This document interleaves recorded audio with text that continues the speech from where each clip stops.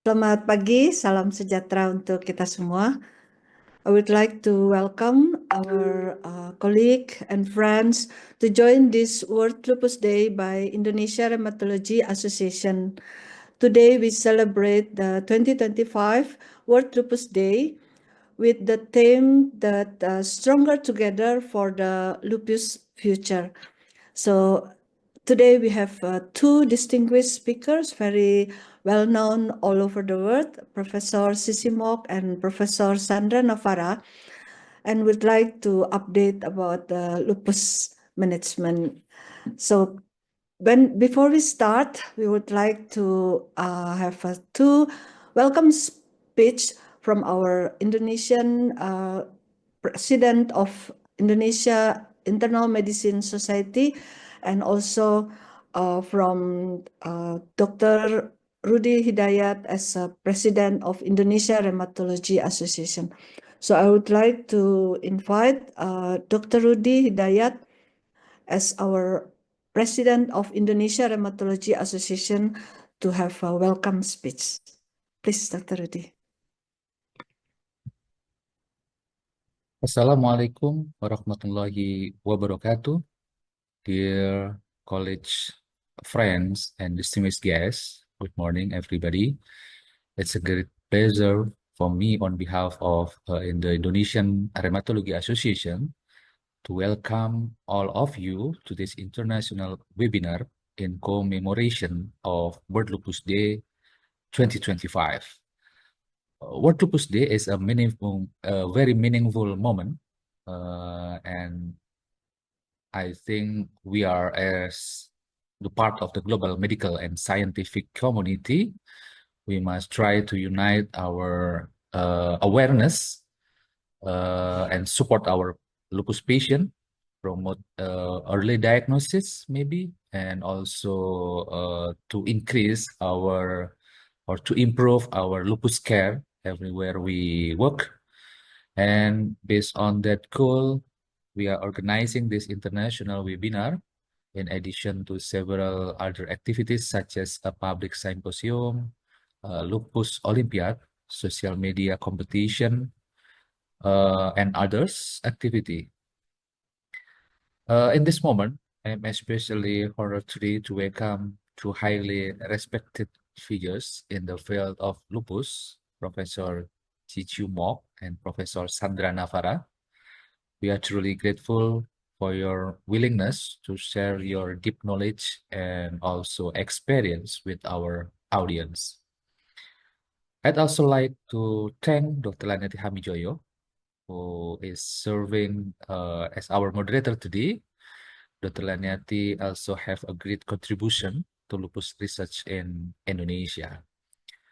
A special word to thanks also goes to Dr. Sally Aman Nasution, Chairperson of the Indonesian Society of Internal Medicine.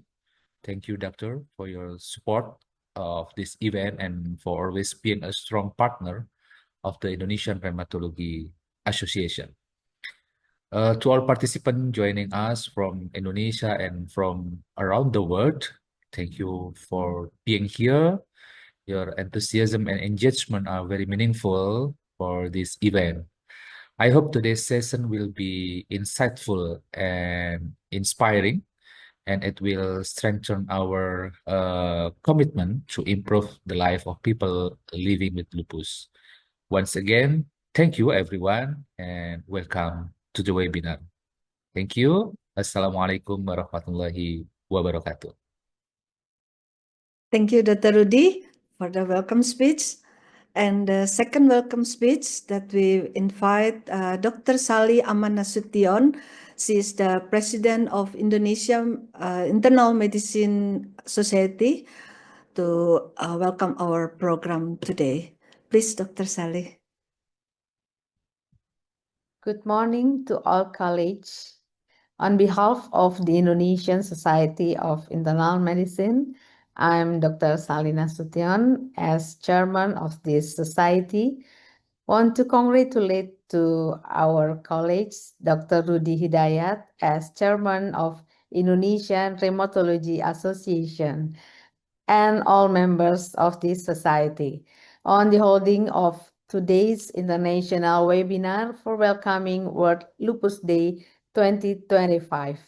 As we know, lupus is a systemic disease that involves many organs and systems in the human body, and we, as an internal medicine specialist, must be able to handle lupus cases comprehensively.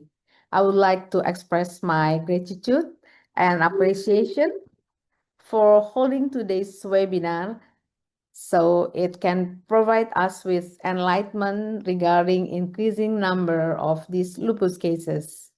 I would like to thank two guest speakers, Professor Chiu from Hong Kong and Professor Sandra Novara from Philippines, and also to my colleagues, Dr. Laniyati Hamijoyo, as the moderator of this webinar. I hope the topics presented today will provide enlightenment our knowledge about lupus disease to all of us. And to all participants today, I would like to congratulate you on participating in this event. Enjoy the webinar and congratulations to Indonesia Rheumatology Association. Good morning. Thank you, Dr. Sally. So now we move to the mean of this program. Then we will have two distinguished speakers and we'll talk about the update of the lupus. So I would like to introduce our first speaker, Professor Sisi Mok. He is the professor in Hong Kong University and Chinese University of Hong Kong and currently chief of the rheumatology of the Department of Medicine, Tuen Mun Hospital, Hong Kong. He was the past president of the Hong Kong Society of the Rheumatology and is currently the co-convener of APLAR, Systemic Lupus Erythematosus, SIG. Dr. Mok is Senior Associate Editor of the International Journal of Rheumatic Disease and many other journals, and he wrote a lot of papers and become first author more than 240 papers around the world, published around the world. And the research interest of Dr. Mok is SLE, particularly lupus nephritis, glucocorticoid-induced osteoporosis. So please, Professor Sisi Mok, time is yours. Okay, thanks. Okay, thanks, Lenny, for your kind introduction. And also thanks to Indonesian Society of Rheumatology for the invitation.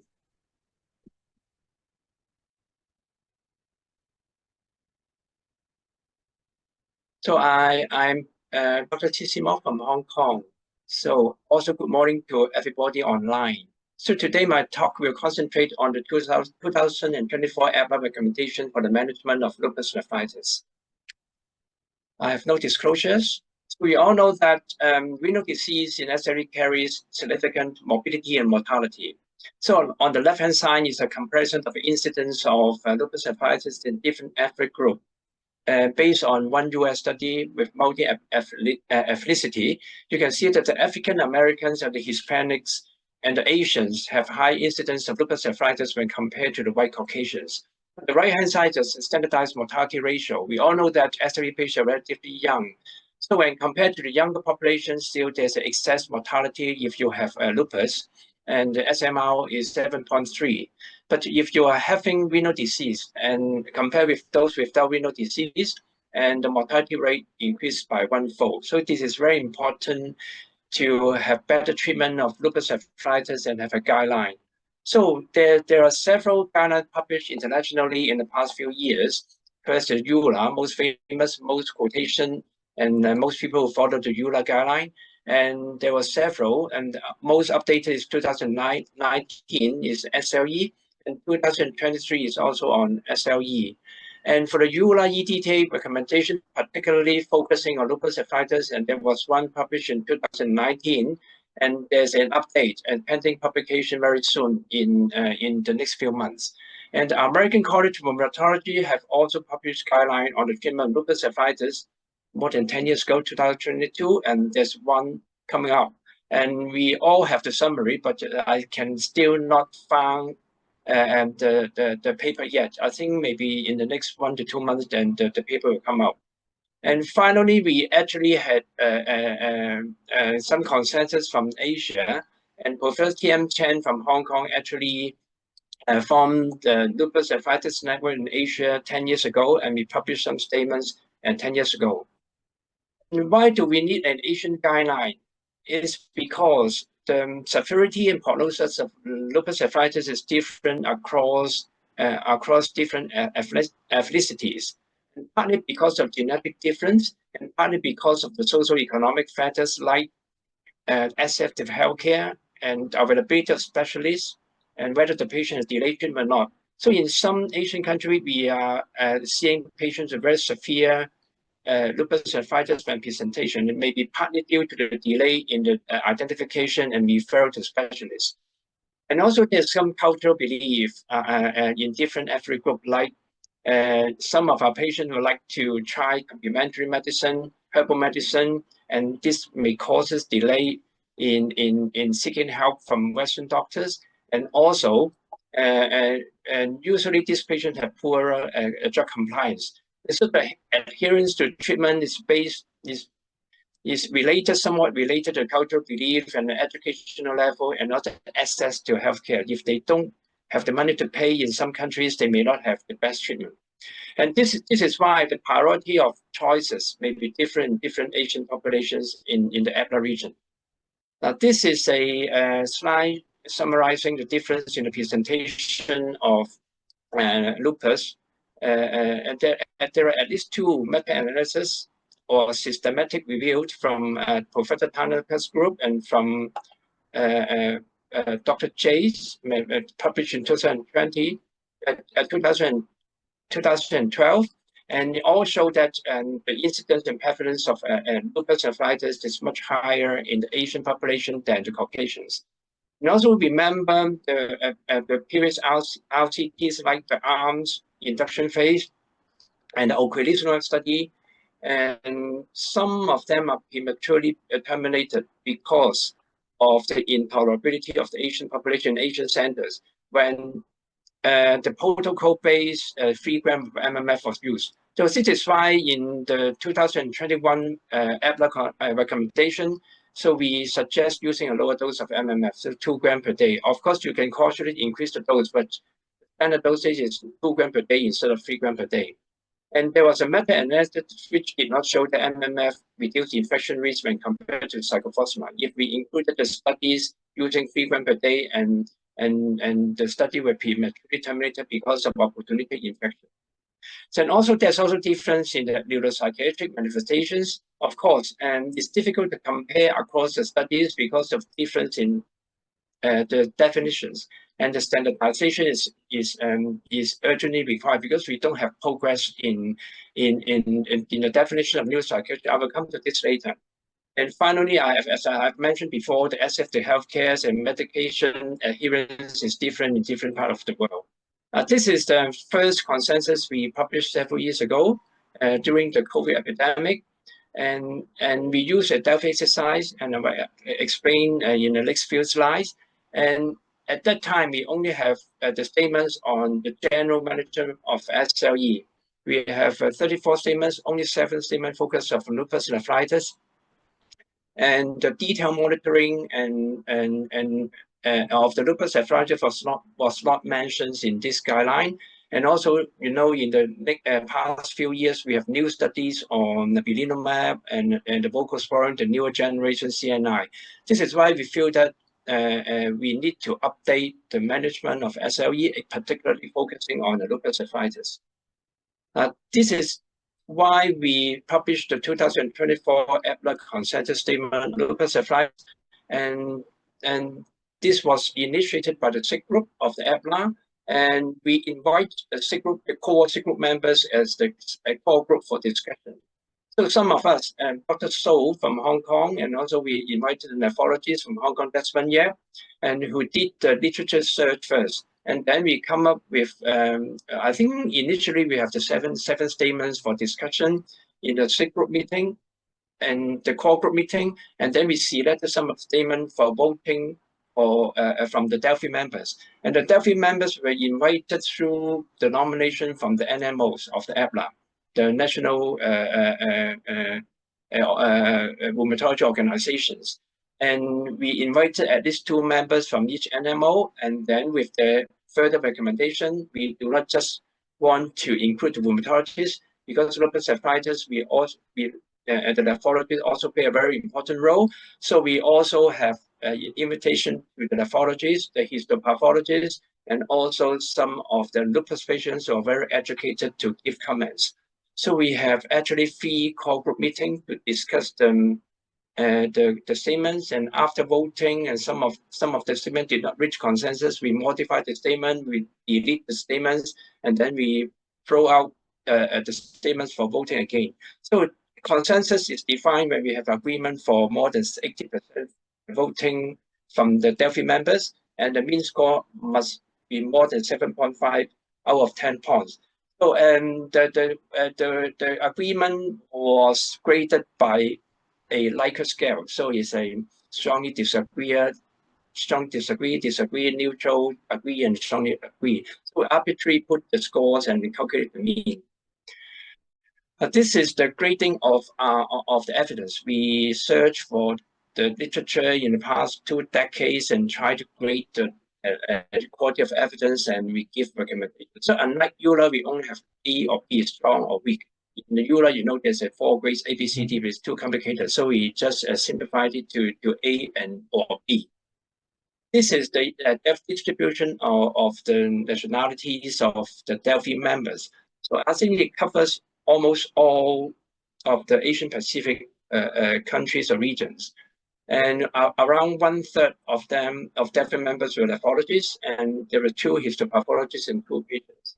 And we discussed the other day is that we don't have an Indian representative, mainly because they did not have representative nominated to the APLA SAC group.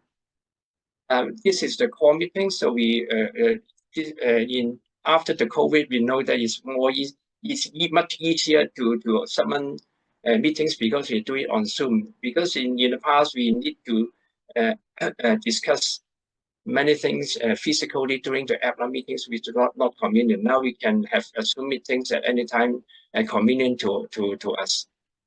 This is the final publication we just published in January this year, published our 2024 APLA consensus, and there's also a executive summary as an accompanying editorial. So if you have time, you can go through it, but I don't have time to go through every statement during this talk. So we divided the 40 statements into different subheadings: overarching principles, screening, diagnosis of renal disease, induction therapies for CAS3-4, pure CAS5, subsequent or maintenance therapies, and we also identified those factors for progression of disease and poor outcomes. So, and we agreed that we have to give more aggressive treatment. And also we have statements on the treatment with refractory disease and adjunctive therapy for lupus and related comorbidity. And finally, we have some statements, 3 statements for renal replacement therapy for lupus nephritis. So I don't have time to go through all the statements, but I just want to highlight several important statements. For the overarching principles, we agree that the optimal management across the Asian Pacific regions, we should consider the availability of healthcare resources. I think this is an important statement because different countries have different healthcare access, and then we have to modify the treatment approach according to the availability. And of course, we need to ask the general physician to refer patients earlier to specialists, maybe rheumatologists or nephrologists, for earlier and proper assessment and management. And the treatment adherence should be ensured and monitored in every patient. So you need to talk to them very closely whether they are really using the medication or there are any other difficulties in using the suggested medications. And we also suggest that everybody with suspected lupus nephritis should have a renal biopsy. So you can see that the threshold is still, we follow the ACL criteria, so it's 1 gram and 0.5 when there's active urinary sediments. So things have changed, and actually in the EULA guideline, I will go discuss later, and also in the ACL guideline, they no longer use the proteinuria threshold, because nowadays people think that the proteinuria correlated very poorly with the histological features. So they actually remove the level of proteinuria. So whenever you suspect the patient is having lupus nephritis, or you want to have to exclude other differential diagnosis, or when you suspect there's residual activities, or renal relapse, so you should consider renal biopsy. And this is the induction therapy. So we agree that for pure membranous, so it's less aggressive type of lupus nephritis, we only give immunosuppressive treatment when the UPR is more than 2 grams. So again, things have changed, because the Americans now think that you should treat pure membranous whenever there's a proteinuria. But I'll come to this later. Still, we are using the old criteria, because we added one statement on the histology. Because if the histological evidence of podocytopathy or nephrotic range, regardless of the proteinuria, so we recommend treatment of pure class 5. Another statement that's very important is that we know that in many Asian Pacific regions, the renal biopsy may not be that readily available, and sometimes refused by the nephrologist or refused by the patient themselves. Therefore, the treatment should be individualized based on the judgment of clinical parameters. And this is a shared decision between the physicians, rheumatologists, and nephrologists, and the patients. This is a more recent studies, RCT from our Chinese colleague. It's a RCT comparing pulse cyclophosphamide and tacrolimus. And it shows non-inferiority in the short term, such as 6-month study. And because of this RCT with Class A evidence, we included this into our 2024 recommendation as a first-line treatment. So in the 2021 recommendation, we agreed that we should use MMF or standard dose pulse cyclophosphamide. Now we have one more option, is the steroid plus tacrolimus as the first line. And the Euro Lupus, the low dose one, because we think that still there's very scant evidence on the use of Euro Lupus in Asian patients, we still put this as a second line. And also, because in many regions, and we are facing patients with more severe disease, so therefore we are less favored to use the Euro Lupus as the first line. So we still go for the standardized, the NIH pulses for things. And in the updated recommendation, we also add one statement on the traditional dosage, because it's based on the Wien Lupus study. You remember, if we stop all the steroid, then there's an increased risk of lupus nephritis flare. Therefore, we specified the dosage of maintenance steroid to less than 5 mg per day for at least 3 years. And also very interestingly, and there's a RCT published on comparing naflunomide and azathioprine in patient lupus nephritis from our mainland China, but all the Delphi members that did not have experience of using naflunomide for maintenance. Therefore, finally, we removed that statement. We only include the option of naflunomide in the manuscript text. And so what is different is that we identify, and also we actually specify some of the poor histological features and clinical features for lupus nephritis progression, such as crescents, fibrinonecrosis, TMA, severe interstitial inflammation, nephrotic range proteinuria, deteriorating renal function, frequent relapsing disease as high-risk features. So in these high-risk features, we recommend using more aggressive treatment. So it's an upfront combination is possible. If this is available, then we can use an initial upfront combination therapy or triple therapy by combining MMF steroid or low-dose cyclophosphamide with the biologics, belimumab or the CNI. And this is what is different from the previous guidelines. And how about adjunctive therapies for lupus nephritis? And we recommend hydroxychloroquine for all the patients. And we have to control the risk factor for cardiovascular morbidities, and we control the blood pressure, lipid, and monitoring of drug-related toxicities is also important. and also the prophylaxis for infective complication. I think you can refer to our another EPLA paper, and so I don't go into the details. And of course, there's no universal guideline for how to prevent, for example, latent TB, pneumocystis infection or the fungal infection. It depends on the national guidelines. And one interesting setting, we originally had a statement on SGLT2 for patient with lupus nephritis and CKD. And you know, this is not based on evidence because in the major trial of the SGLT2 in CKD, they excluded patients with ANCA-associated vasculitis and lupus nephritis. And I want to put this statement in as a routine use in patients with impaired renal function and persistent proteinuria. But the DEFI members voted against this, and therefore I just put this suggestion in the manuscript that is not included in the statements. Finally, we have 3 statements on the renal replacement, and we know that some patients who develop end-stage renal failure, they still may have extra renal flare. So therefore, we need to be careful when we take blood immunosuppression in patients undergoing dialysis, especially during the first year of dialysis. And also we know that the renal transplantation we should not delay. So whenever the patient have extra requires an extra renal lupus activity, it's time to perform the renal transplantation. Provided that the resources available and the donors is available. And all modalities of renal replacement are suitable for our lupus patient, like the peritoneal dialysis or hemodialysis, no preference. This is a summary of the old criteria, old recommendation. So on the left-hand side is the 2021 EPLA and the EULA 2029.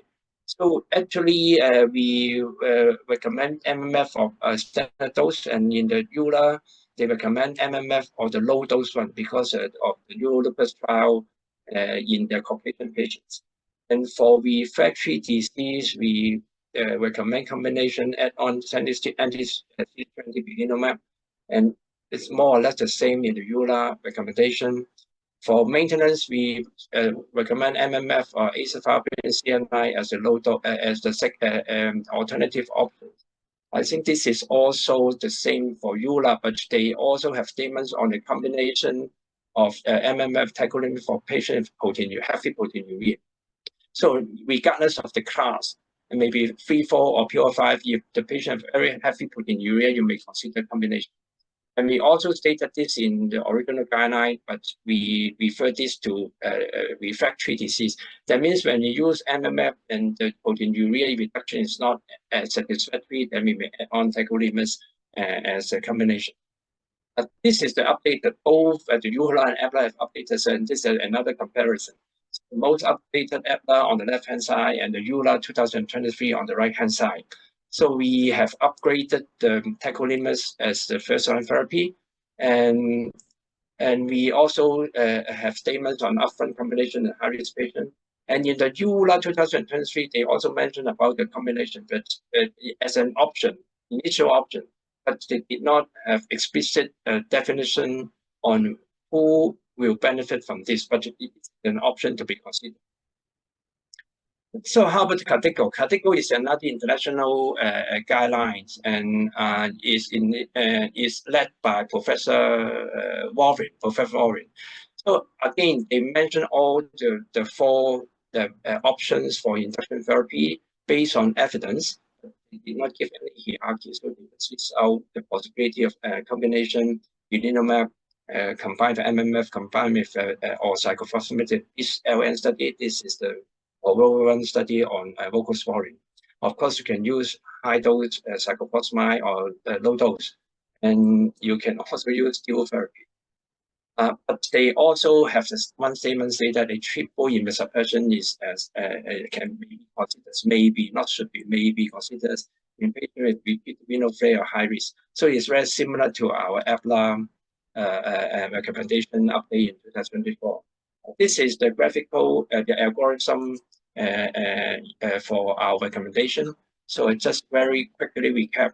So for proliferative nephritis, high risk, we recommend the standard dose or the initial combination depending on situation. No, we recommend dual therapy, either CNI or MMF or cyclophosphamide. And if there's a response, we go for maintenance. There's no response, we explore other alternative options. We add on biologics like anti-CD20. And most of the time, I think in Asian countries, we use rituximab biosimilar. And we have belimumab.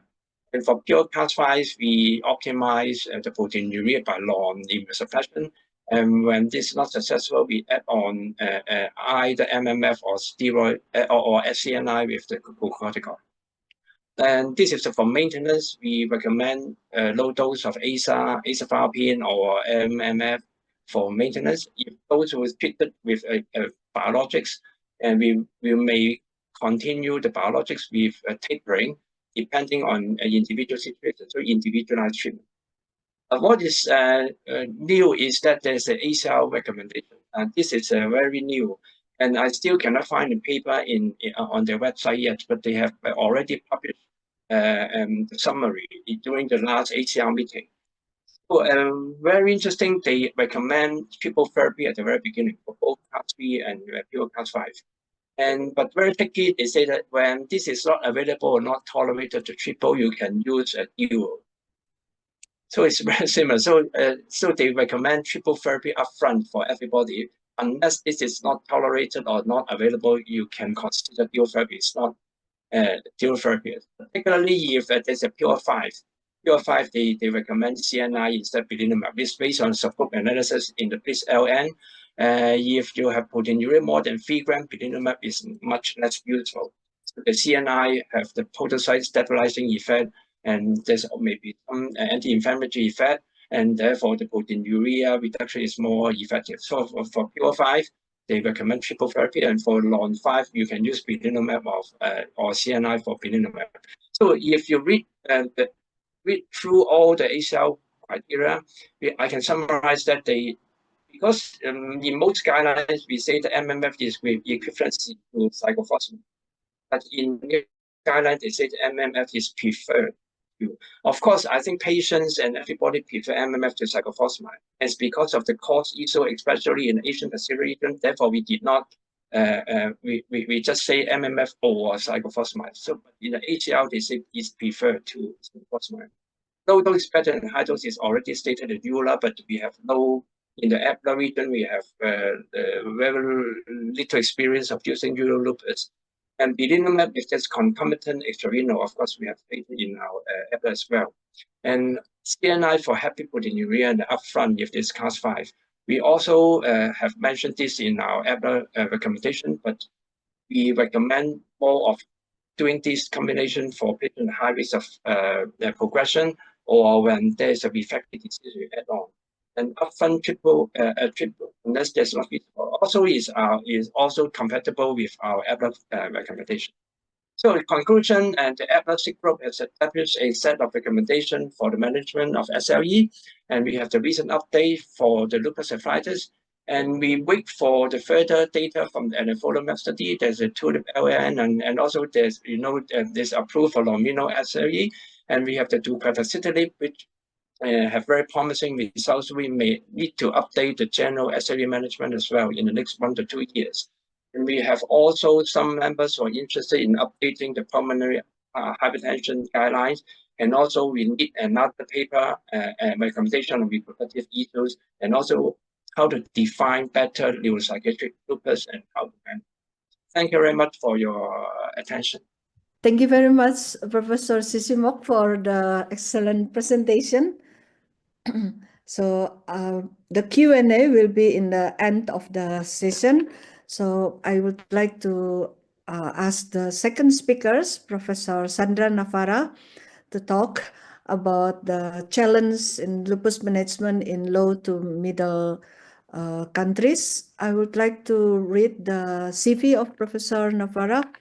So she is the professor of internal medicine, rheumatology at the University of Santo Tomas, Manila, Philippines.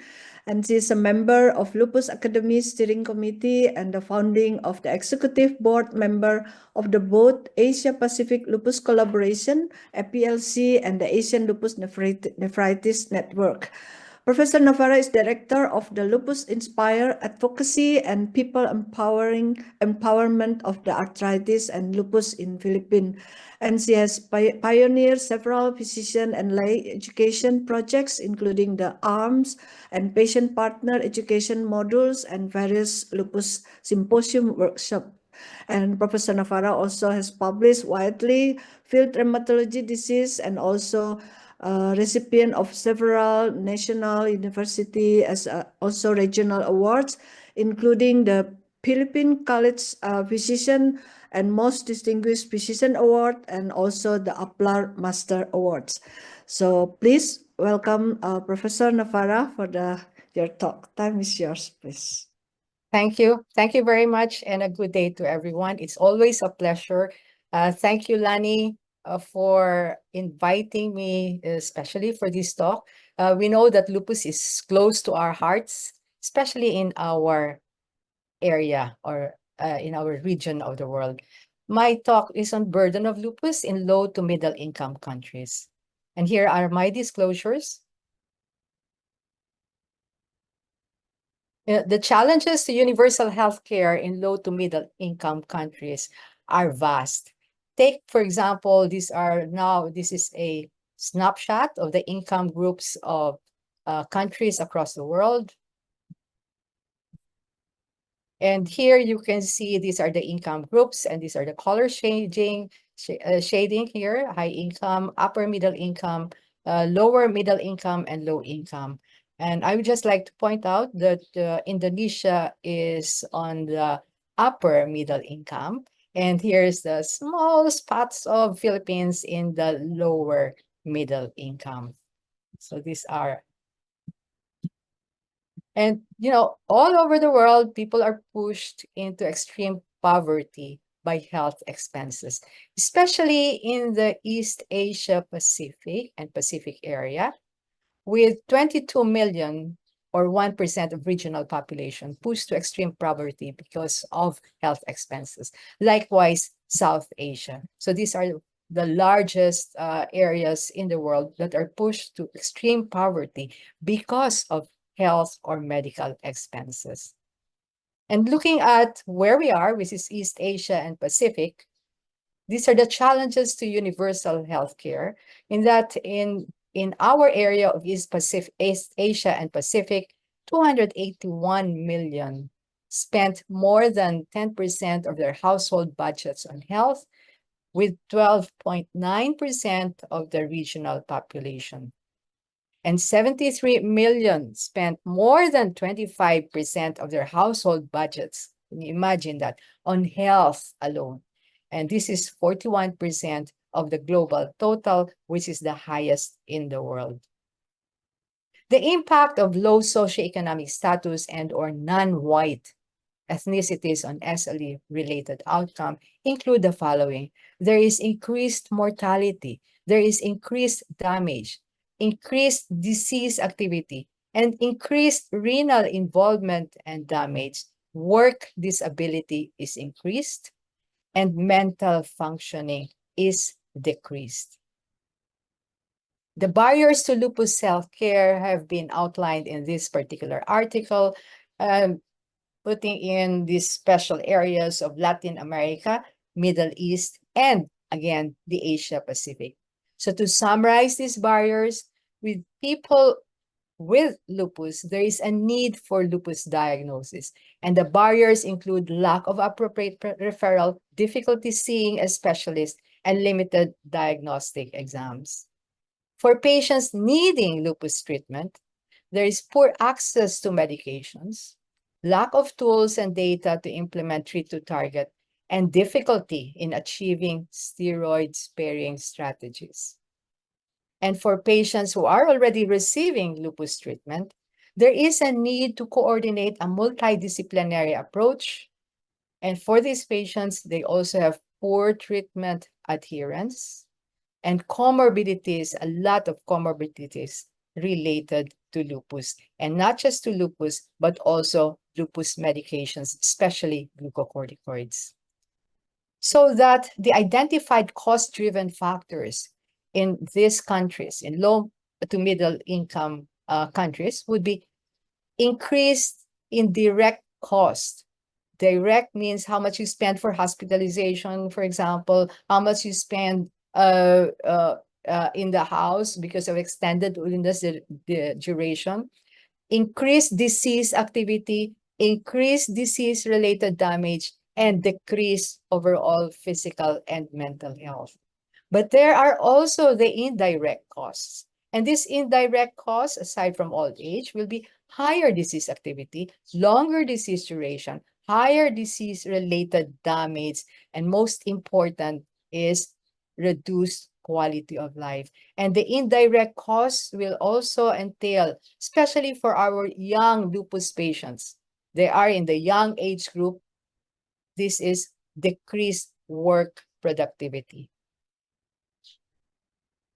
In the APLC, which is the Asia Pacific Lupus Collaboration Group, there are a lot of the APLC is actually a group of several countries, many countries participating in putting in data into one APLC database. And one of the studies that they did was how many of these patients in Asia who were part of the APLC failed to achieve LLDAS or lupus low disease activity state. This comprises 3,384 patients were in the SLE who were followed over 30,000 visits with a median follow-up of 2.4 years. And among these patients, 24% never achieved LLDAS, 34% had a time-adjusted mean day 2K of more than 4, and 25% had episodes of high disease activity states. So indeed, there's failure to achieve LLDAS, high average disease activity, episodes of high disease activity were prevalent in SLE and significantly associated with poor outcomes like organ damage, glucocorticoid exposure, poor quality of life, and mortality. In the impact of lupus from the Global World Lupus Federation survey report, you look at the 25% told the doctor that their current previous medication treatments were directly caused organ damage, and 42% told by a doctor that due to lupus, they may have irreversible. These were the respondents here were patients, lupus patients. 50% were hospitalized because of organ damage caused by lupus, and 73% had multiple organs affected, and 89% had lupus-related organ damage, which led to significant challenge to quality of life. So indeed, the impact due to organ damage was reported by majority of these respondents. And this, again, highlighted here is that the damage were mostly due to lupus treatments, especially glucocorticoids. Irreversible damage, hospitalization also because of complications due to long-term chronic steroids led to a significant challenge to quality of life. So a review of glucocorticoids. We know glucocorticoids is so accessible in our part of the world. It's a powerful anti-inflammatory drug and a rapid mechanism of action, low cost and readily accessible compared to more expensive immunosuppressive medications, including biologic agents. On the other hand, we have all the adverse events, which are either dose-dependent or time-dependent adverse events, infections, and again, long-term damage. So again, in the same global survey among lupus patients, the key findings on steroid use for lupus care are summarized here. These are 7,741 respondents. 91% of survey respondents were currently taking or have taken oral steroids to treat their lupus. And 6 in 10 respondents reported at least one major side effect of using steroids, including diabetes, heart disease, organ failure, osteoporosis, or visual impairment. And this was true for 7 in 10 respondents taking steroids for more than 5 years, which is what we see in our patients, especially those coming from low to middle income countries. I'd like to point out on the impact of glucocorticoids on cardiovascular events in lupus. So we think about lupus complications, but we seldom think of the consequences of all their medications, especially glucocorticoids.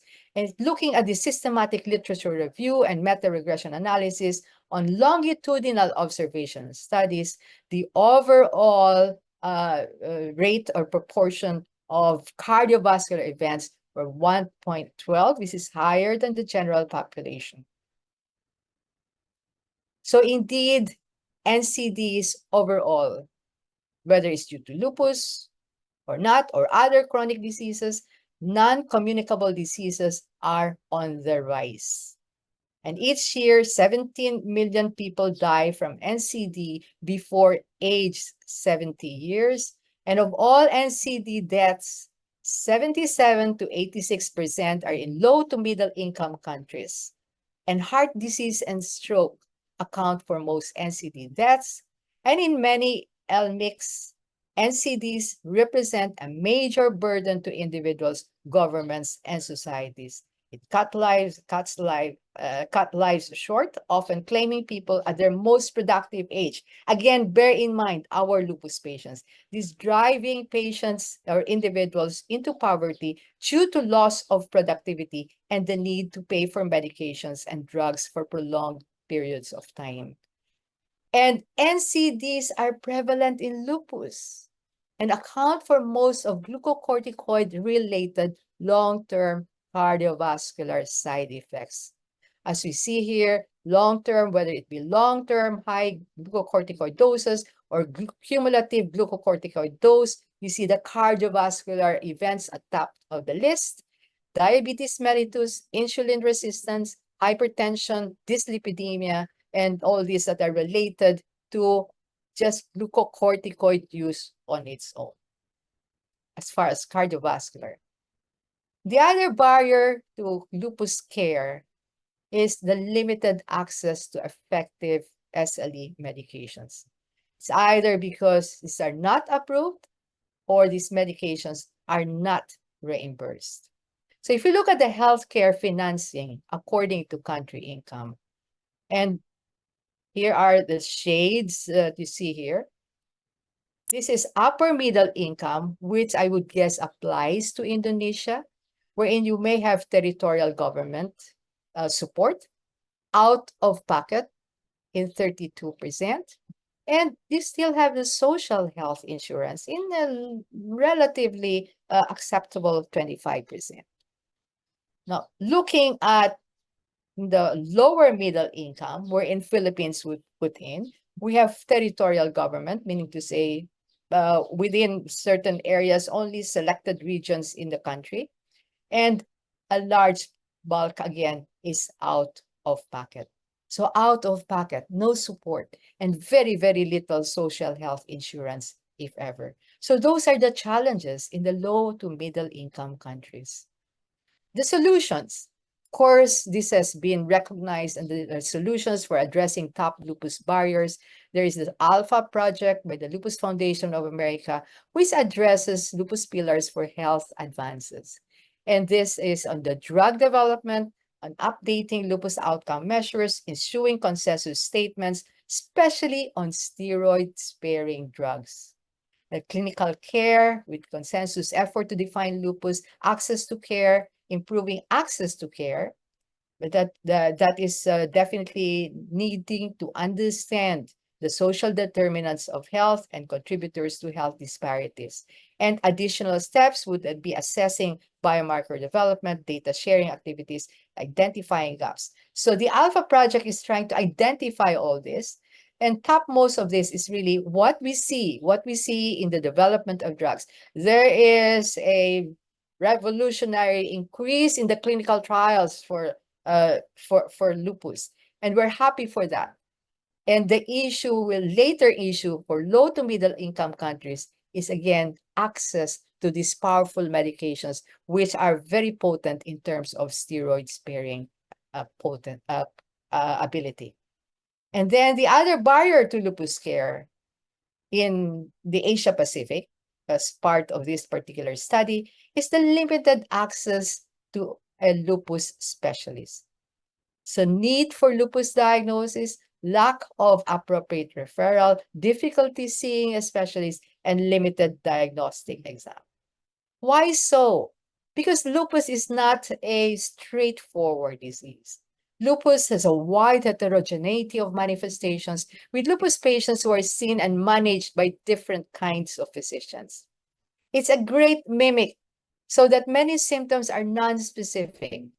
Misdiagnosis is common, and even missed diagnoses are common. There's considerable variation in symptoms and lab findings among these patients, and even in the same patient through the course of illness. And diagnosis, is best made by the rheumatologist, internist, rheumatologist, and a lupus specialist who are more versed in the early recognition of lupus, as well as the treatment of lupus. Unfortunately, there's a growing shortage of rheumatologists, which is very concerning. And new research depicts that the existing shortage of rheumatologists will worsen over the next decade, while the demand for arthritis specialists may continue to grow. But again, shortage of rheumatologists, shortage of lupus specialists across the world, especially again in low to middle income countries. And this results in fewer rheumatologists, particularly in lower socioeconomic areas and developing countries, limited access to specialized rheumatology services, despite increasing prevalence of RMDs. Majority of specialists are in metropolitan areas, and I can speak for that as far as the Philippines is concerned, wherein we are well equipped with rheumatologists in the metropolitan areas, but in the rural areas, very, very few rheumatologists. And geographic distance can be an issue, can be a challenge for medical providers, and this can be a barrier to access. And again, looking at the example of Philippines, which is a small country relatively compared to Indonesia, but you have all these islands, 7,100 islands scattered all over the country. So access to therapies are very dependent on health system and funding. Education, likewise, there's a limited coverage of RMDs in the medical education curriculum, and lack of knowledge of rheumatic diseases among general healthcare practitioners. So I propose that lupus education should start in medical school. And when you start with education for young students, one of the best ways is, as Benjamin Franklin would say, tell me and I forget, teach me and I remember, involve me and I learn. And that is what we're precisely trying to do with the Patient Partners Program in medical education, not just patient partners in arthritis or rheumatoid arthritis, but patient partners also in having lupus patients. So, and exposing our medical students to lupus patients who can tell their stories and share their stories. This program doesn't force students to give patients a diagnosis. Instead, it allows them to experience their patient's life and gain skills to be more effective caregivers. And finally, a barrier to lupus care, very relevant in our part of the world, is need to coordinate a multidisciplinary approach. So there's a need for coordinated care. You know that we have such a heterogeneous disease, many manifestations, different kinds of physicians can treat a lupus patient. But how to coordinate? You have to have a gatekeeper. You have to have a captain of the ship. The impact of lupus from this same global World Lupus Federation. Note that the impact due to lupus is due to impact on lupus is due to multiple organ involvement, which we know is very true. Every lupus patient, no two lupus patients are ever the same. And they can have multiple organ involvement in one single lupus patient. And this was reported in 73% of respondents. Now, and over-specialization results in fragmented lupus care. Here is my favorite example of the blind physicians and one elephant. If that tempting, if the only tool you have is a hammer to treat everything as if it were a nail. So fragmented lupus care is bad for our patients. Subspecialists are less likely to identify problems in areas outside the specialty. Subspecialization favors cool technology in this age of technology. It's cool, resulting in over-testing, over-treating, and poor health outcomes. Primary care or general internal medicine has become less attractive to medical students and trainees.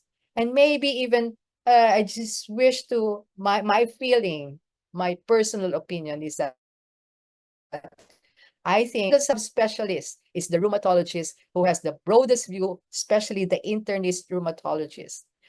They have the broadest view, especially if they are on lupus, if they are treating lupus patients. If you're seeing lupus patients a lot, you know that these are the patients who can teach you a lot. And one of the things is just go down to the basics, get their get the patient's history, physical examination, more than even having blood tests, expensive tests, and treating them. So indeed, the lack of primary health care capacity in LMICs impacts on lupus care. Delayed recognition of early lupus manifestations leads to delayed referral to a lupus specialist like a rheumatologist. Delayed diagnosis and treatment, increasing lupus complications, especially through time. And compromised lupus specialist rheumatology workforce, discontinuous care, and patients get lost in transition. So indeed, lupus management must be coordinated. And here you have the central role of the primary care physician or general internist. And you have here also the central role of an IM or pediatric rheumatologist who can call the shots, who can be a gatekeeper. And the rest of the other, plus many other part of the health workforce that are capable of addressing lupus, the lupus care. And finally, we go into patient empowerment. So the knowledgeable patient is the empowered patient. We help lupus patients take charge. And I'd like to take this opportunity to share with you the latest 2025 published patient charter to improve care for systemic lupus erythematosus. It outlines the principles of quality care that all lupus patients deserve, published in Clinical and Experimental Rheumatology. Principle 1 is that I, as a lupus patient, deserve recognition and understanding of early symptoms of lupus to drive timely, accurate diagnosis and assessment so that I can receive the best care available as soon as possible. And the recommendation is to improve public, patient, and clinical education on lupus, develop a standard list of diagnostic criteria and clinical investigation tools, and implement referral pathways. Principle 2, I deserve access to information about my lupus so that I can play an active role in the management of my condition, minimize flares, and reduce the impact of lupus on my life. Recommendation, improve access to patient information and self-management tools, co-create interventions with lupus patients to improve their uptake. Principle 3, I deserve access to a coordinated multidisciplinary care team who fully understands my condition and my experience, regardless of who I am or where I live. Recommendation, ensure patient access to multidisciplinary teams, implement personalized care plans for every patient, establish shared care infrastructure, and adopt telehealth solutions. Principle 4, I deserve access to appropriate and comprehensive pharmacological and non-pharmacological care, which reduces the burden of my lupus and allows me to have a high quality of life for as long as possible. And the recommendation is to encourage strict clinical trial participation, minimize or monitor glucocorticoid use to the lowest possible dose, and important, update and implement clinical guidelines, and one of which is the lupus nephritis and the APLAR guidelines that under the leadership of Professor C.C. Mock. So, May is Lupus Awareness Month. I'd like to point out this is World Lupus Day 2025 by such an admirable, inspiring, invincible lady, who is Diane Sheriff. And we'd like to really hats off to Diane, who is the chairperson of Shamsi Duha Foundation. Together, we should not leave any lupus patient behind. We can make this a better world for our patients and society. Terima kasih. Thank you very much, Professor Sandra Navara, for the excellent presentation. Wow. So we now go for the Q&A. There's a lot of question here. I would like to address one by one, but in the limit of time, so I just read some of them. So there is a few, I think, very important questions. So I will ask first. Then for Professor C.C. Mock, the cyclophosphamide regimen, do you think is better, the NIH or Euro Lupus regimen for our region in Asia Pacific, and why is that? Maybe that's the important question. So I will try to. Yes, this is a very difficult question to answer because, as I've mentioned, and based on the evidence level, there's only one RCT from India saying that the low dose is non-inferior to the low dose cyclophosphamide, non-inferior to mycophenolate. And after that, we don't have any other evidence in Asia. Of course, in the Caucasians that have mild disease, they use the low dose cyclophosphamide induction, and this is non-inferior to mycophenolate. But this question cannot be explored further because nowadays we have the MMF generic compounds, which is much cheaper, and we use a lot of MMF. So for my personal opinion, I will use low dose when the patient is very at risk of infection, like those with very sick patient and history of opportunistic infection. Then if they cannot use MMF or refractory to MMF, then I will use a dual lupus low dose regimen as sort of look and see and how the patient responds. And then we will decide on whether we can add on 3 more months of the Euro Lupus to make it like NIH, but mainly reserved for high-risk patients who are at risk of infection. Thank you very much. And for Professor Navarra, do you have any, a while ago you mentioned that in low middle country, there is very challenges of treatment, but do you have any suggestion then for the tips for our Indonesian beside the collaboration than others, because limited of the medication? So how to improve the medication? It's not maybe so much the medication, but I think the more important thing, especially in low to middle income countries, is education. It's really education. The access to medications, we will leave that, like availability of medications, that will depend on, of course, your public policy on the use of these medications. We will leave that to the guidelines, and importantly, tailor the guidelines to your own country on availability, especially on resources and medications. But we can always, you can never go wrong with education. And as I said, educate, start them young. Even the rheumatologists, I think, should take the lead in terms of educating our young students in the medical curriculum about lupus.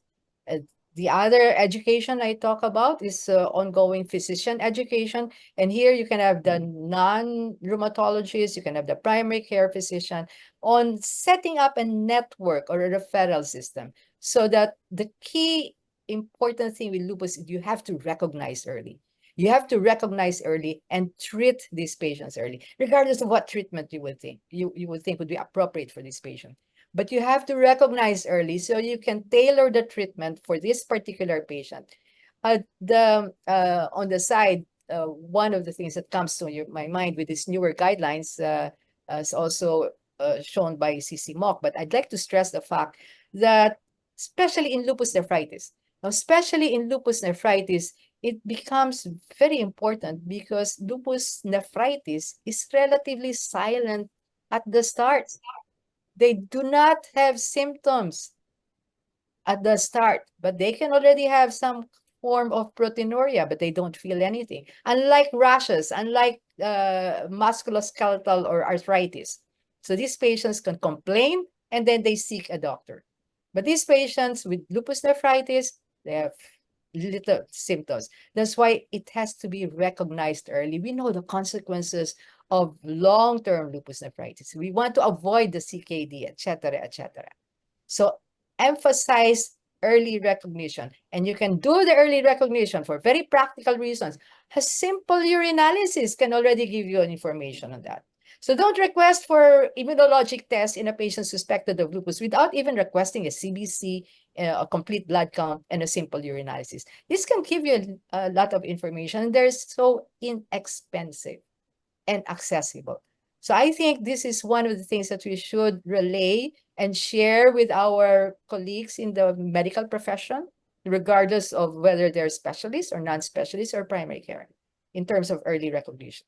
The other thing is establish a networking with your non-rheumatologists. And then finally, of course, as I pointed out, you have one of the best patient foundations under the leadership of Diane Sharif. And it is so inspiring. And I'm sure you have set the pace for putting in your support group as well as patient education.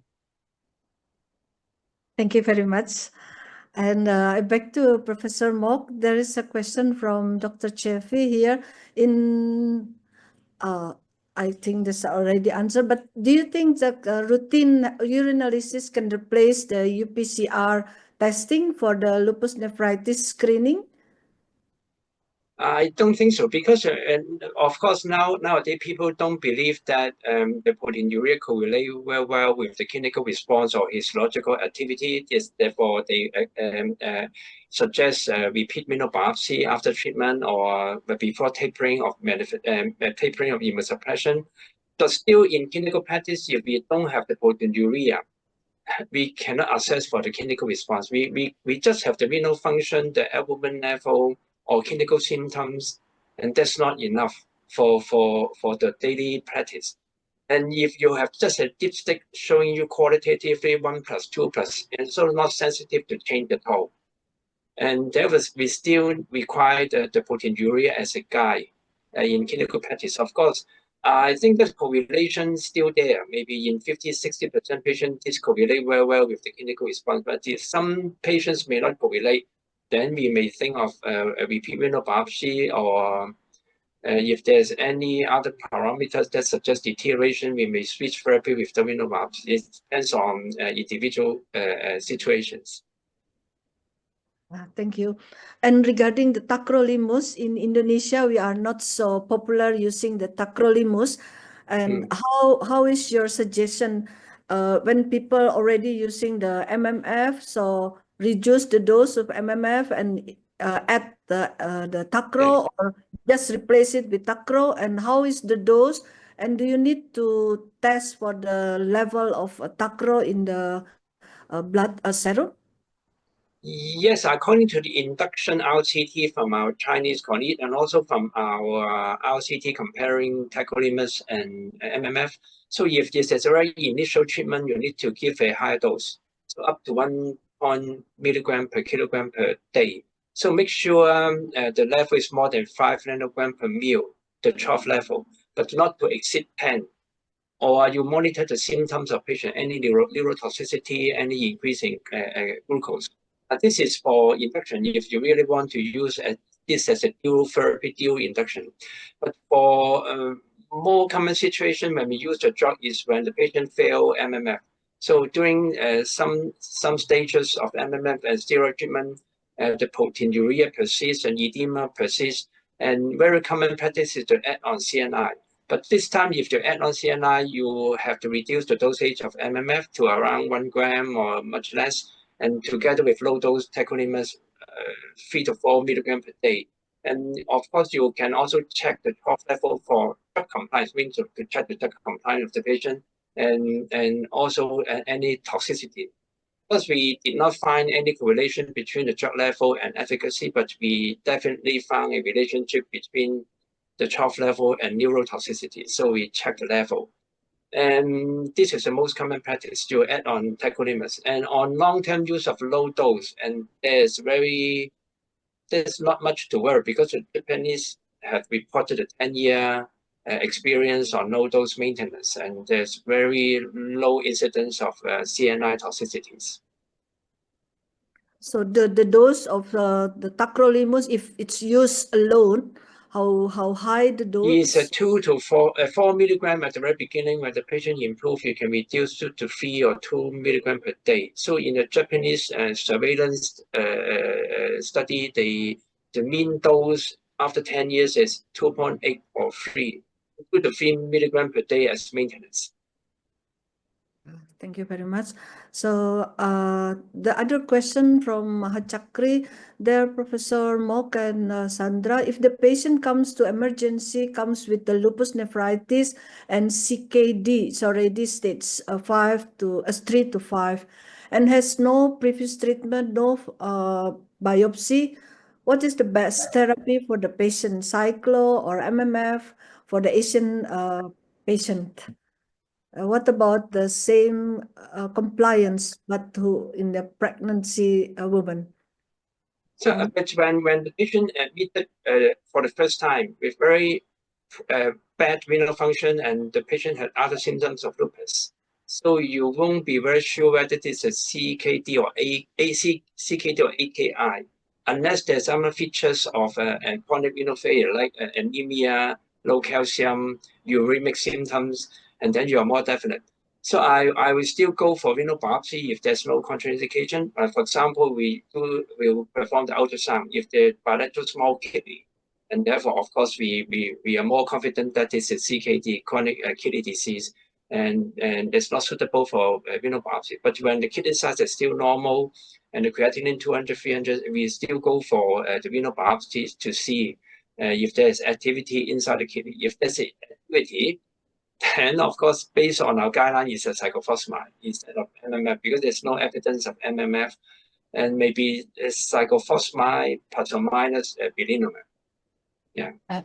If I may add to that, I'm looking at the situation. Here's a situation wherein you have a patient comes to emergency. Comes with lupus nephritis and CKD 3 to 5 and has no previous treatment. So no previous treatment, I'm not sure why that is so. But here is a patient in whom you'll have to establish, is this due to lupus or not lupus? Because the emergency measures will depend on that. If your patient has AKI, then treat as AKI. If your patient has just dehydration, then treat that. And then you can do the diagnostics later on, like kidney biopsy.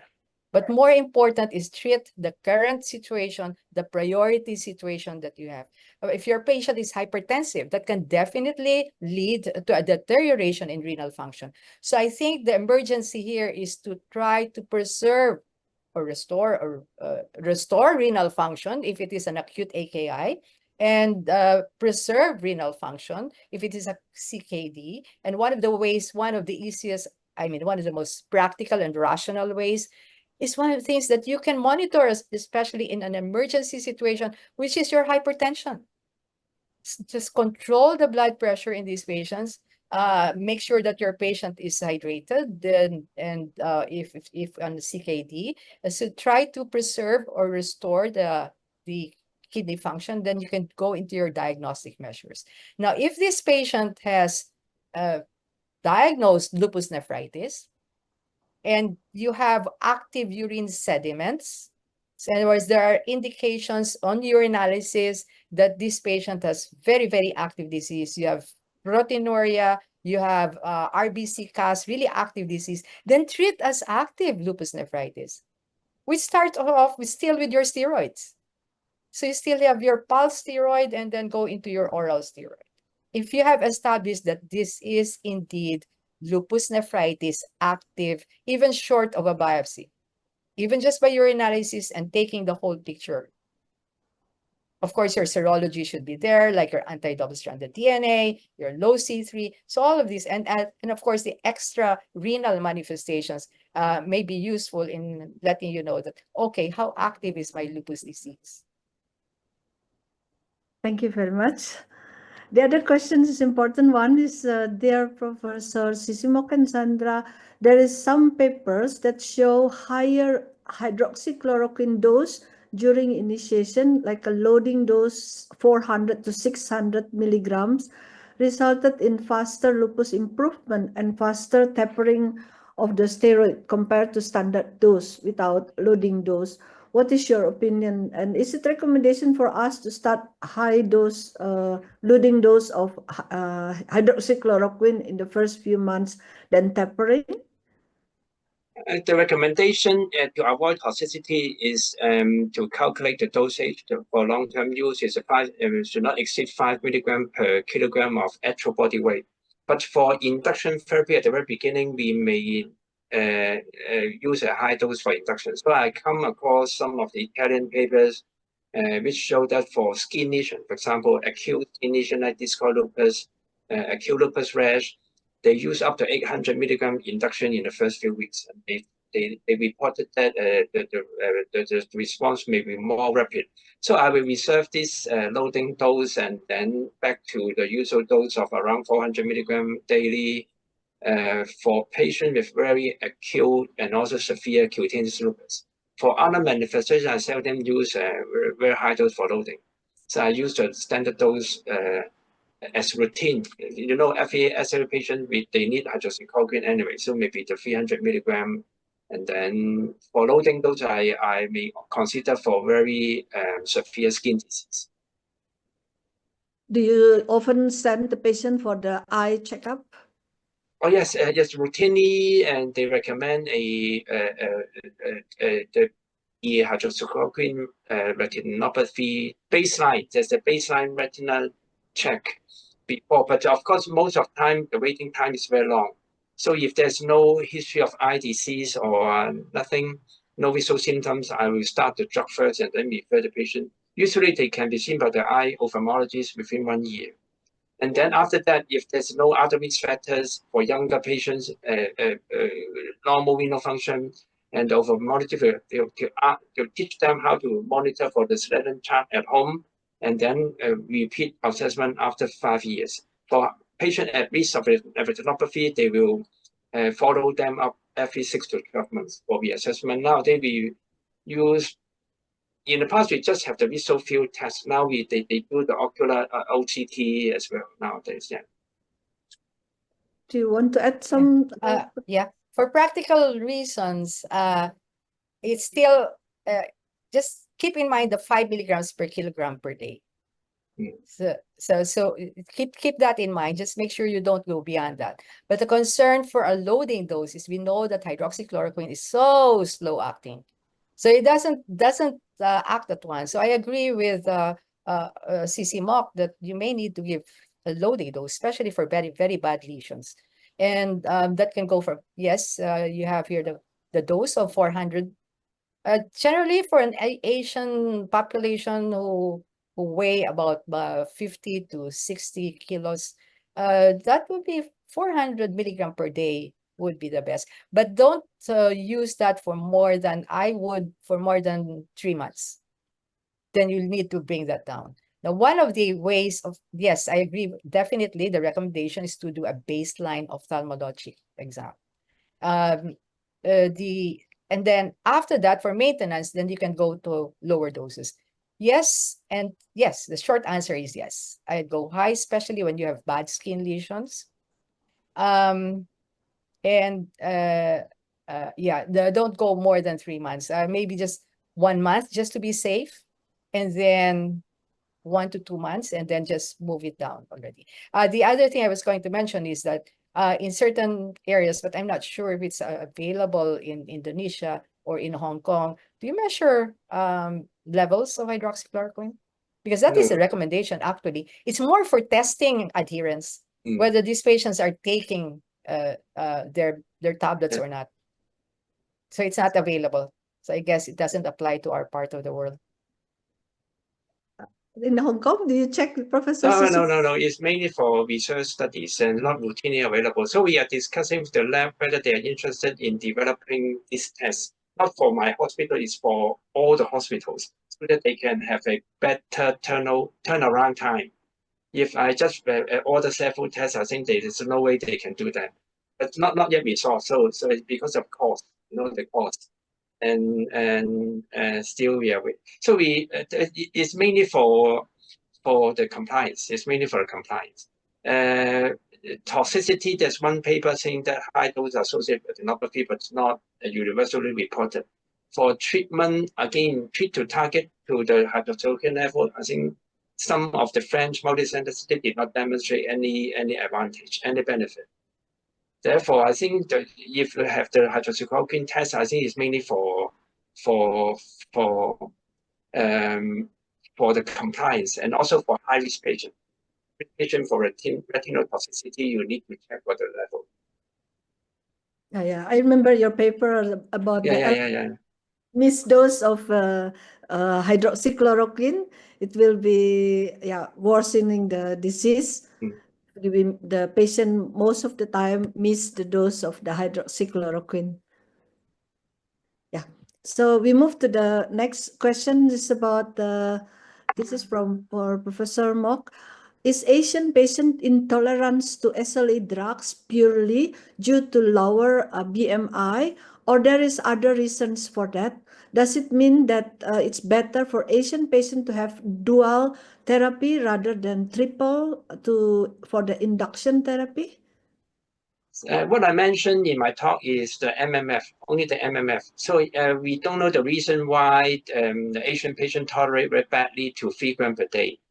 It probably because of the body weight issue, and if they divided the daily dose with the body weight, and then it's much higher than compared to the Caucasian patients. And of course, some sort of pharmacogenetics or pharmacokinetic variation is also possible.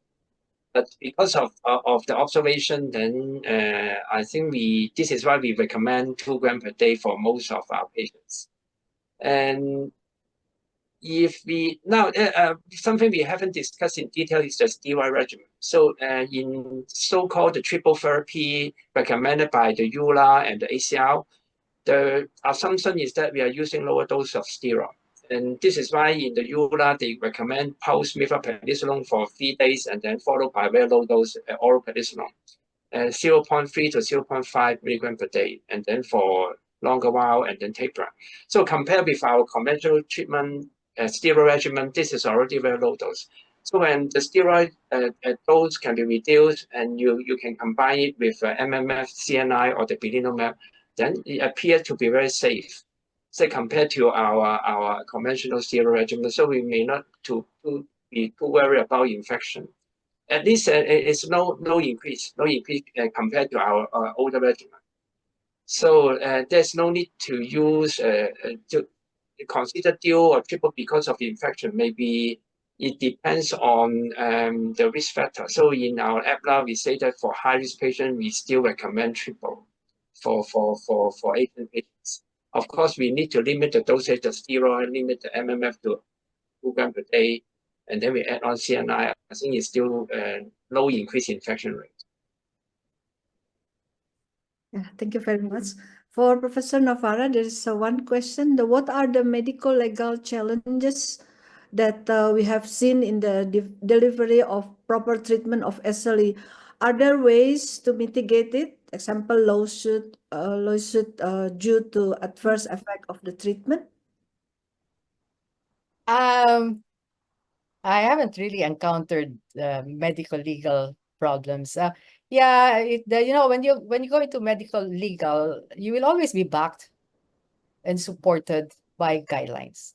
So if you have a guidelines, and we have our international guidelines. So if you want to support, if you follow these guidelines, then these lawsuits will not be a problem. And that's why we're creating. And now we are very important. And thank you again for leading this, Professor Mock, on leading the local APLAR guidelines, because that is the one that is tailored to our country. So just go, if you follow the guidelines, there is very little reason that you will have a lawsuit. You can just show them, okay, this is the guideline. But remember, Yeah. even these guidelines are just guidelines. We still have to tailor it to every patient. And here is where shared decision making is important. How to avoid medical legal? Yeah, in a survey is the reason why they do not, these patients, I read it somewhere, that patients do not adhere to their treatment. It's because their physician doesn't explain it to them at length.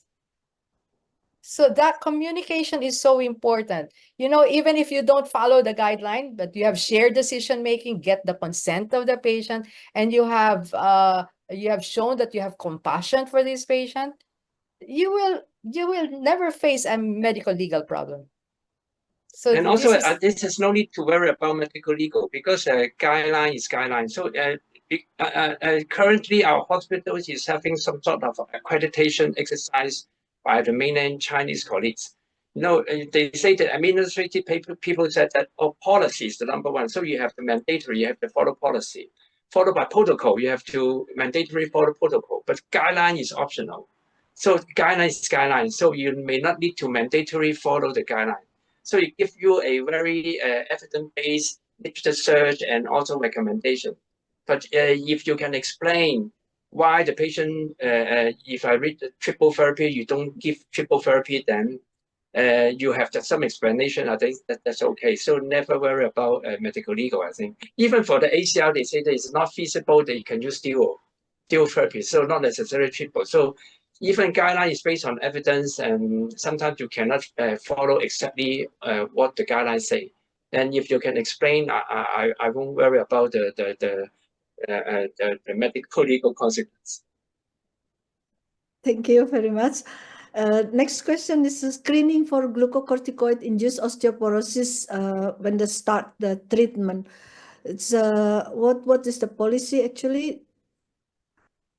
There are recommendations on patients before starting them, or once you start your glucocorticoid therapy. The recommendation is make sure that they have calcium and vitamin D to start it off. And then screening, when you say screening, in terms of using your bone mineral density, look at the risk factors. Aside from steroids, what are the risk factors?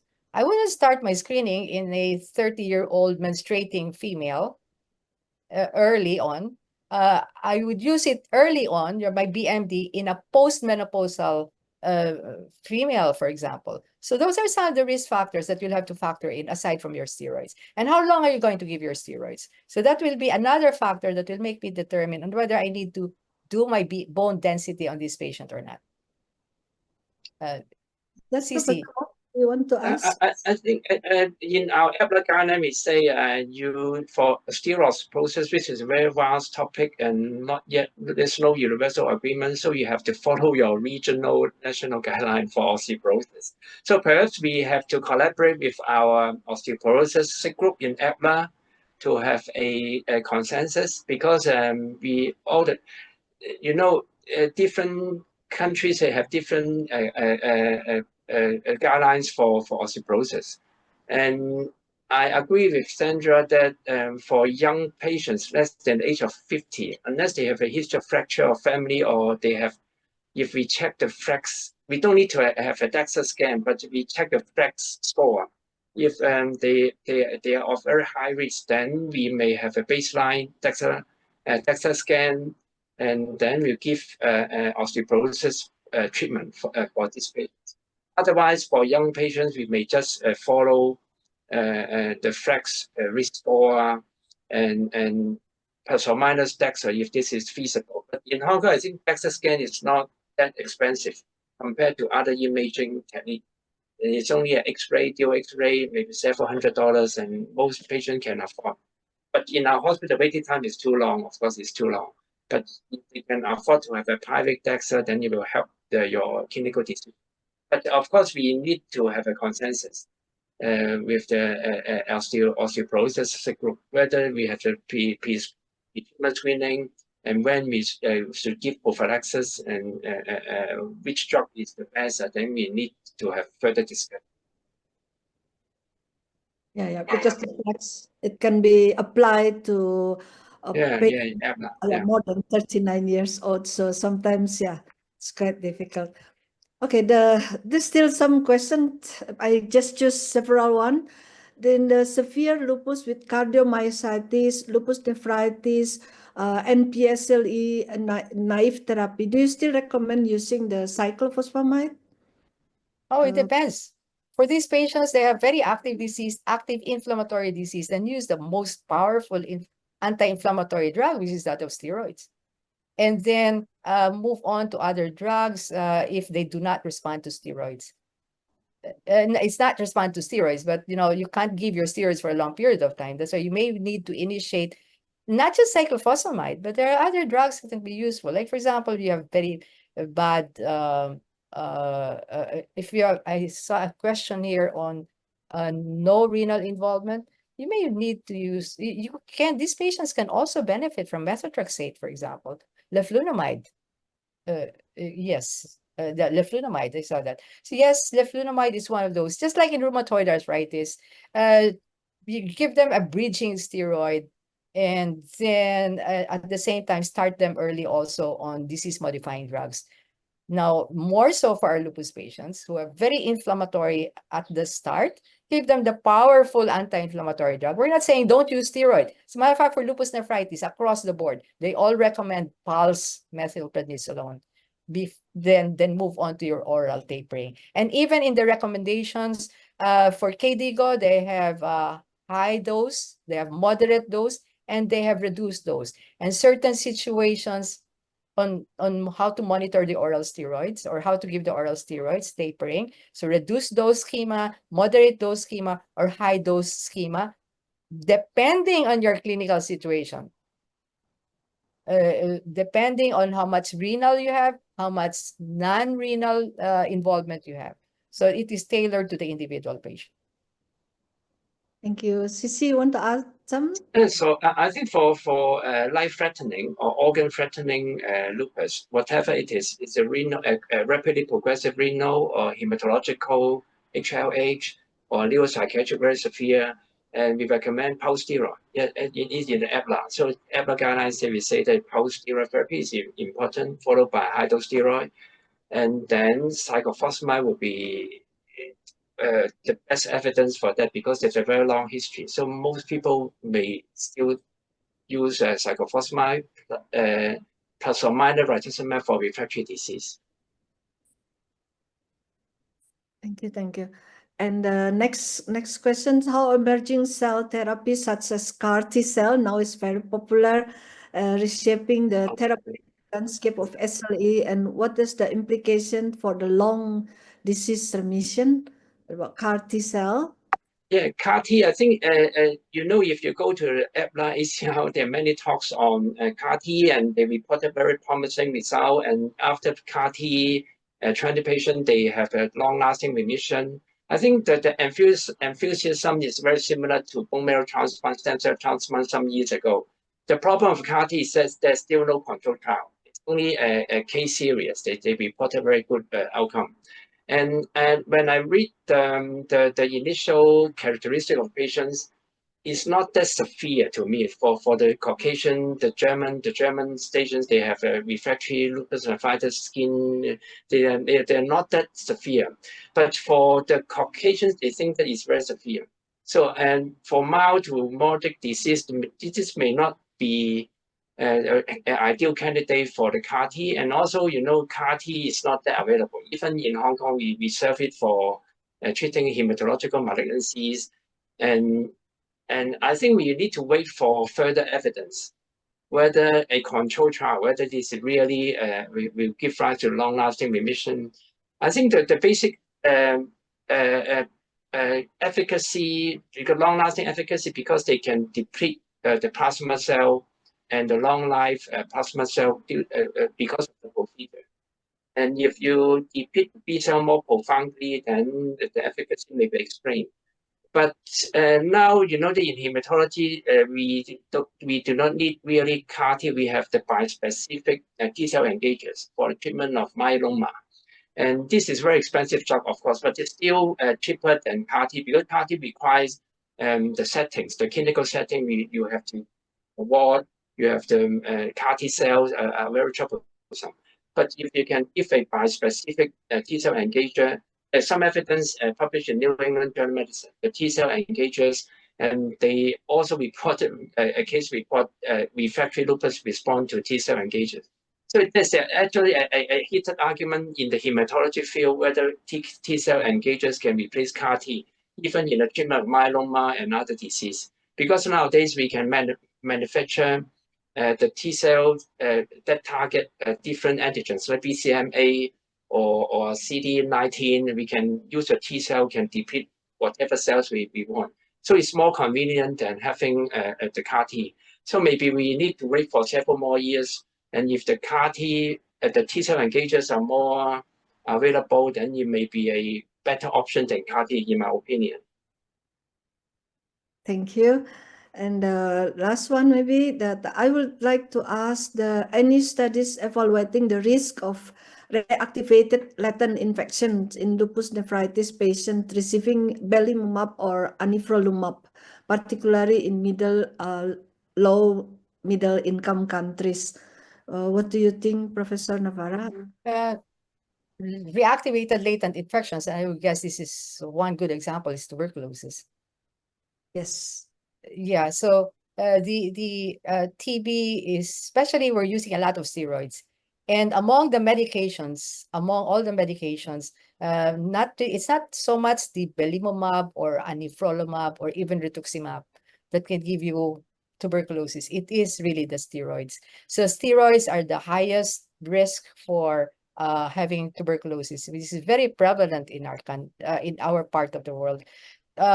So prevention, it's still more of vigilance, because there is still controversy, unless Lani or Sisimok will say otherwise or think otherwise. There's still controversy on the use of INH prophylaxis for these patients who are on long-term steroids.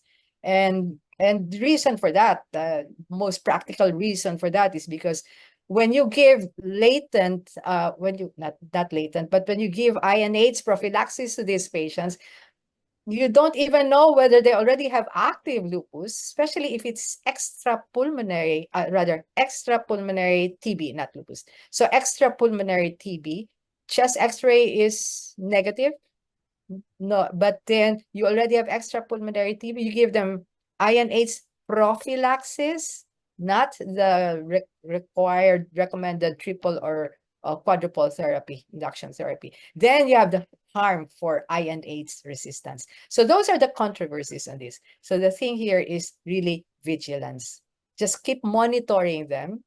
I would like your insights on this, particularly on the issue of tuberculosis. By the way, vaccinations and immunizations, there are guidelines for our patients. For those, for example, who will need zoster prophylaxis, yes, we have the guidelines for that. These patients should have zoster immunization and for these patients, but there's also a timing to that. Then, of course, your pneumococcal, your influenza vaccine. So these are all part of the recommendations on immunizations in patients who are on all these immunosuppressive medications, including steroids. But I'd like your opinion on the tuberculosis for our lupus patients, how to prevent and Sisi, Okay, use preventive? So I think of a particular interest in Asia is latent tuberculosis and also the occult hepatitis B, because we have a very high prevalence of hepatitis B in Asia. And for the hepatitis B, I think for happy carriers of course. I think all of us will give antiviral prophylaxis, a treatment, maybe treatment or prophylaxis. And for occult hepatitis B is particularly important in patients receiving heavy immunosuppression and the anti-CD20. But I noticed there's a question on telitacicept. Telitacicept is an anti-CD, anti-BAFF and anti-APRIL agent. It's only available in mainland China. And there's no head-to-head trial comparing belimumab and telitacicept. But I read many registry and also case series paper from mainland China. They reported a high rate of infection compared to belimumab. So I tend to also screen for occult hepatitis B like anti-CD20 if the patient is using anti-BAFF and anti-APRIL.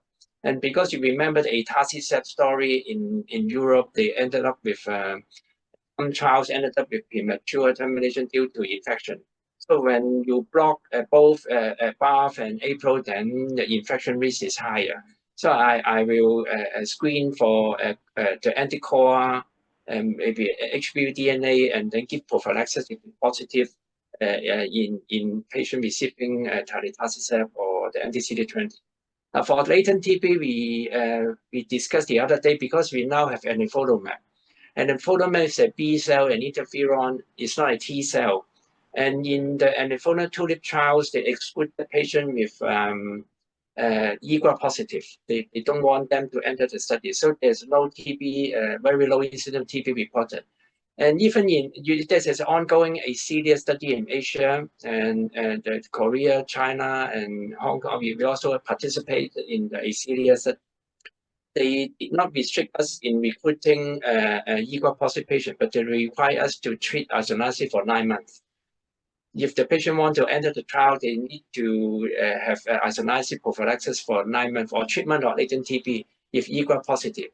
So it's very controversial. We don't know whether we should screen for EGRA at all for anifrolumab and then give treatment. If we don't screen, we don't know, we don't treat them.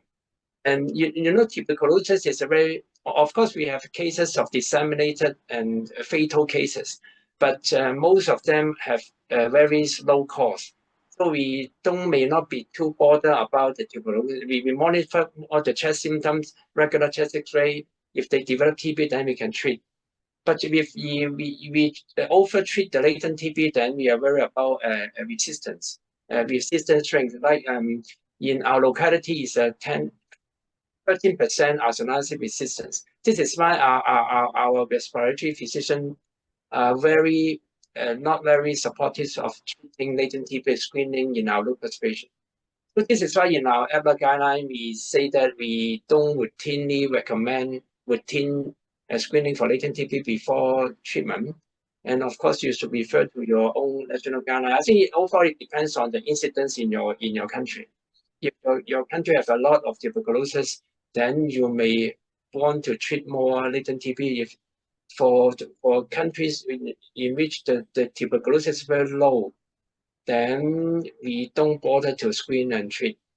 And this depends on the incidence. Also, I think for the pneumocystis PCP infection, again, it's the same story. So in your locality, if there's a lot of PCP, and then you may have a lower threshold of giving septin prophylaxis, but in our locality, it's still not very common.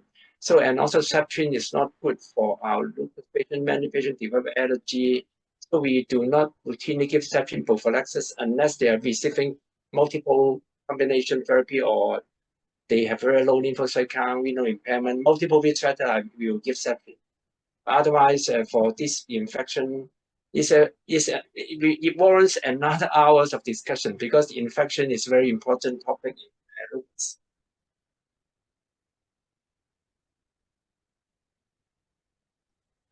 Microphone. You haven't switch off the microphone. Yeah.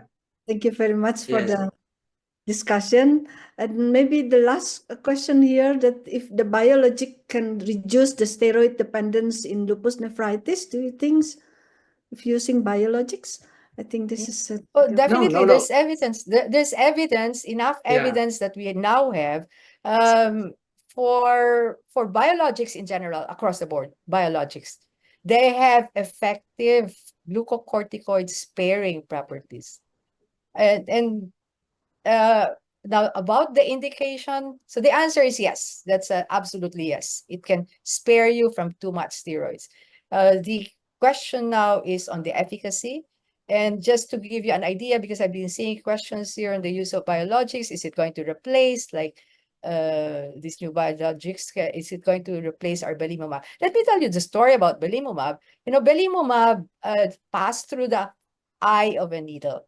And in addition to that, rituximab, which we still keep using now. I'm sure you use that also, off-label. It's not part of the recommendations. It's part of the recommendations maybe for severe refractory. But it has passed through the needle, and it's not because the drug doesn't work, but it failed the trial because of the clinical trial, the design of the clinical trial. So this is the story of all these biologics. Now, before they get approved for use in practice, you have to pass the eye of a needle, which is that of phases. And belimumab's story is just that. Like 15 years ago, that was the only time that belimumab was approved for SLE, the first biologic ever for SLE. But for certain types of SLE, it has to be active and immunologically positive, SLE, so on and so forth, active disease. And it is 10 years later that it became approved for lupus nephritis with the BLISS-LN trial. Now, recently, the TULIP also went through the TULIP trial for anifrolumab, passed through the eye of a needle. So you still have to go through all these clinical phases. And TULIP-1, if you know the story of TULIP-1, it did not meet its endpoint. But post-hoc analysis and discussions with FDA refined the study design, and they were able to meet the endpoint in the TULIP-2 trial. So, which is now was the basis for approval for anifrolumab, but again, not for lupus nephritis, at least not yet. So similar story with belimumab. So it will take years. So for what was that drug that was said that it may replace? No, it will not replace. So none of these two drugs will replace the current drugs.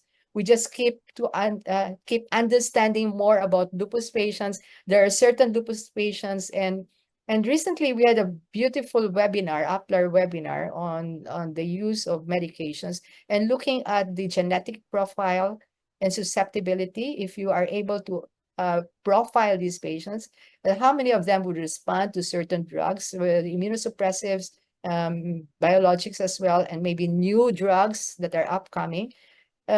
Because again, it is not a magic bullet. Every drug is not a magic bullet. There will still be non-responders. So what about those percentage of non-responders who do not respond to this new drug? Then maybe you need to profile them. So that is the story of lupus, and we haven't reached the end of it. And I don't think we'll ever reach the end of this. So we need to keep developing new drugs, tailored more. We need to keep refining study design. We need to keep identifying who are the patients who are more likely to respond to these drugs so that we can profile them and give these biologics not across the board to every active lupus patient, but lupus patient with a certain kind of profile. So I want to give a last comment on the anti-CD20. So we use a lot of rituximab for treating lupus nephritis refractory disease. Most of our patients can only afford the biosimilar. But because anyway, it's an off-label use, that doesn't really matter. But you know, there's a New England Journal paper published recently on obinutuzumab, the newer generation anti-CD20. And the phase 2, phase 3 trial are positive, and they are now under review by the FDA. And the drug may soon be approved for the treatment of lupus nephritis. And now we have this drug in Hong Kong, but mainly for the treatment of lymphoma. For treatment lymphomas, I think they will sell it at very high cost for lupus because it's a new drug approved for lupus nephritis. And I don't know what to do because we were discussing that if the drug is approved for lupus, but it's more than $10,000 per month, and I won't pursue on this drug. I will still continue on the rituximab biosimilar for most of our patients. But this is for practical issues. How can they afford to use the brand drug based on the studies? I will still use the rituximab biosimilar to treat my patients. Agree. Yeah. Yeah, thank you very much. So many questions comes up, then I think the time is limit now. Then we can end this discussion. You want to add something? Just a last from you, Professor Sisimok. Do you want to mention something for this?